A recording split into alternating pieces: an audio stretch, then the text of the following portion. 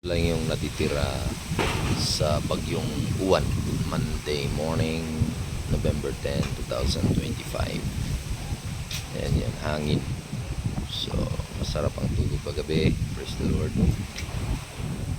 At hindi masyadong nalasa dito sa Candaba, Pampanga. So, hangin na lang ang natitira ng paputong bagyo or palabas na. Dumaan na siya ng Baguio City. Ang ating tingnan ngayon ay hangin na lang tong mga nasa bundok niya. Ayan. Yan yung hangin dito sa